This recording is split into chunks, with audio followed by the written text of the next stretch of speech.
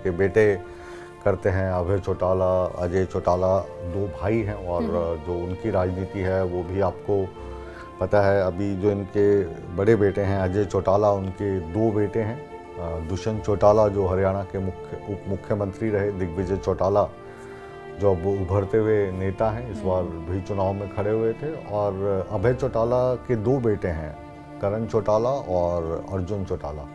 तो इनेलो पार्टी से इस बार उन्होंने चुनाव लड़ा, तो 2 सीट्स उनकी हरियाणा विधानसभा में आई है।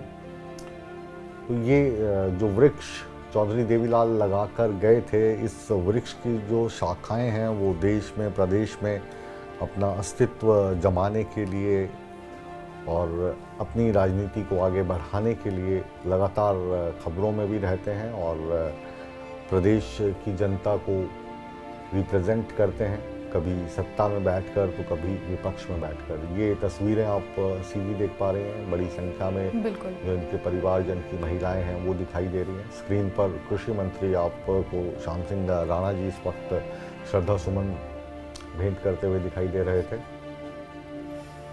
बिल्कुल, तो ये जनता का सैलाब आप देख रहे हैं और तैयारियां लगभग पूरी हो चुकी हैं जब ओम प्रकाश चौटाला पंच तत्व में विलीन होंगे। जी, और ये उनके पार्थिव शरीर को अब अंतिम यात्रा के लिए ले जाने की आप कहें कि आज कुछ माहौल ऐसा हो गया है कि कुछ चाहकर भी आप कहते हैं कि कभी कभी आप निशब्द हो जाते हैं।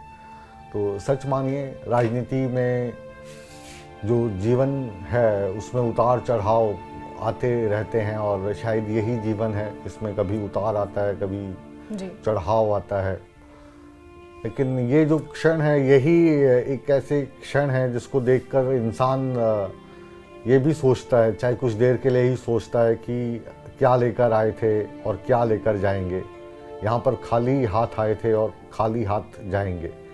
ये फैक्ट है। जब बच्चा पैदा होता है, नग्न अवस्था में पैदा होता है और जब ये अंतिम यात्रा में निकलते हैं तो पूरा जो जीवन है वो संघर्ष में गुजर जाता है। अलग अलग तरीके से शक्ति हासिल हो, पैसा हासिल हो, नाम हासिल हो, लेकिन अंत में फिर 4 कांधों पर जब व्यक्ति चला जाता है और सारी चीज़ें यहीं पर छूट जाती हैं, तो ये चीज़ें भी जब इस तरीके के हम दृश्य देखते हैं तो जहन में आती हैं। और इस वक्त पूरा का पूरा जो पंडाल है जहाँ पर इनको अंतिम दर्शनों के लिए रखा गया था, नम आँखों से ओम प्रकाश चौटाला को श्रद्धांजलि देते हुए आपको नज़र आ रहा होगा।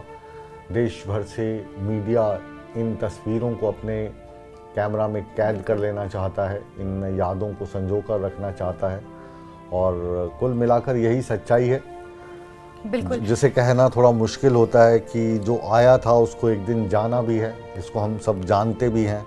लेकिन ये एक ऐसी क्षति होती है माँ बाप की या अपने बुज़ुर्गों की कि कोई भी नहीं चाहता कि वो किसी भी वक्त उनसे जुदा हों। तो लगातार मेदांता अस्पताल गुरुग्राम में इनका काफ़ी लंबे समय से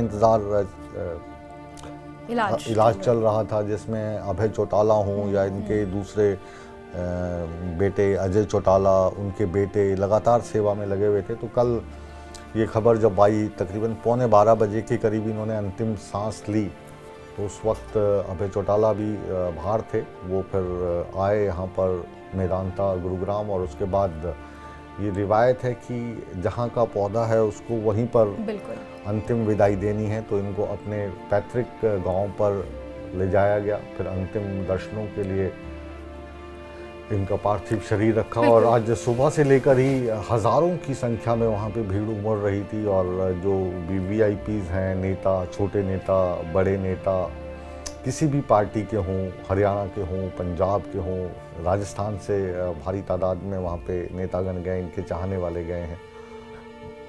धनखड़ साहब जो राष्ट्रपति हैं वो इनको याद कर रहे हैं।